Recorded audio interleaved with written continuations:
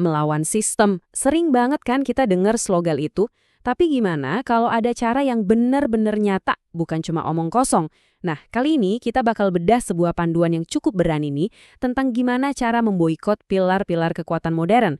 Dan ini semua langsung dari sumber yang menggagasnya. Yuk, kita langsung aja bahas. Jadi pertanyaannya simpel tapi dalam. Gimana cara Anda melawan sistem? Dan ini tuh bukan pertanyaan buat iseng-iseng ya. Ini adalah tantangan yang dijawab dengan sebuah strategi yang sangat jelas. Nah, jawaban inilah yang bakal kita kupas tuntas sekarang, langkah demi langkah. Oke, jadi strateginya itu ada 5 bagian.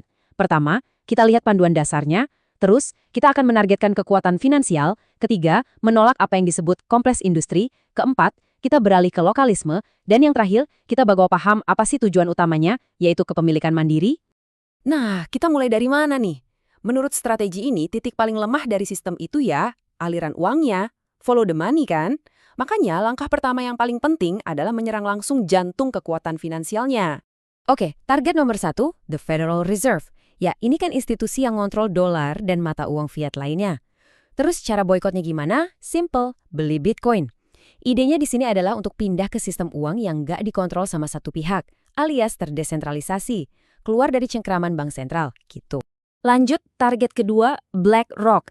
Ini raksasa manajer aset dunia kan? Nah, aksi boikotnya ini spesifik banget. Jangan beli ETF Bitcoin-nya mereka. Loh, kenapa? Kan sama-sama Bitcoin. Nah, disinilah kuncinya. Meskipun kamu dapat exposure ke harga Bitcoin, aset aslinya itu dipegang sama mereka, sama institusi, bukan sama kamu. Oke, target finansial yang terakhir. Bank. Aturannya begini. Jangan pernah pinjam uang dengan jaminan Bitcoin. Logikanya gimana? Gini, saat kamu melakukan itu, bank itu pada dasarnya menciptakan utang baru mirip banget sama cara kerja uang fiat. Jadi, aset desentralisasi kamu itu malah dipakai untuk nguatin sistem lama yang mau kamu hindari.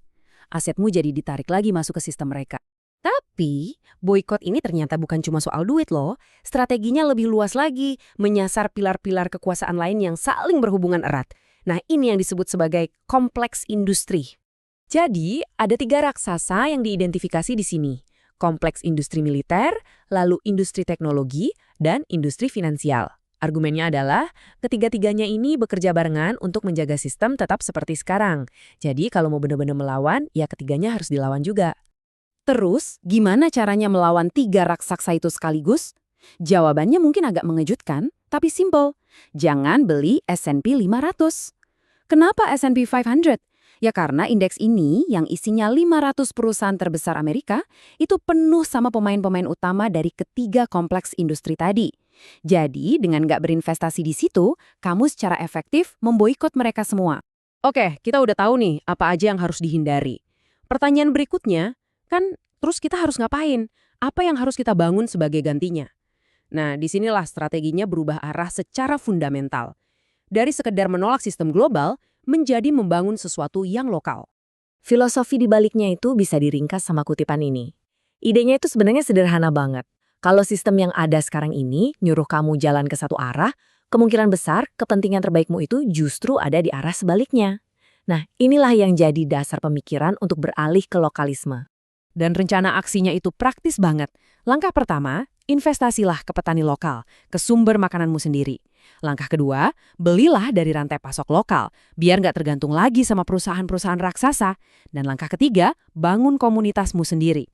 Jadi ini bukan cuma soal belanja produk lokal ya, ini tentang membangun ya semacam ekonomi paralel. Nah, sekarang kita sampai ke benang merahnya, prinsip yang menyatukan semua ini. Dari mulai beli Bitcoin sampai dukung petani lokal, semua aksi ini ternyata mengerucut ke satu tujuan utama. Dan prinsip itu adalah self-custody atau kepemilikan mandiri. Inilah goal utamanya, sebuah kondisi di mana kamu, dan bukan bank, bukan pemerintah, bukan institusi lain, yang pegang kendali penuh atas aset-asetmu, mulai dari Bitcoin sampai sumber makananmu sendiri. Terus, kenapa sih kepemilikan mandiri ini dianggap penting banget? Nah, motivasi di baliknya adalah sebuah keyakinan kalau ke depannya keamanan pribadi itu bakal jadi hal yang paling berharga. Jadi idenya adalah untuk membantu sebanyak mungkin orang bisa memegang kendali aset mereka sendiri sebelum situasinya memaksa dan mereka nggak punya pilihan lain. Pada akhirnya, semua pembahasan ini membawa kita ke satu pertanyaan mendasar yang mungkin bisa kita renungkan bareng-bareng. Di dunia yang serba ada perantaranya ini, apa sih artinya benar-benar memiliki asetmu sendiri?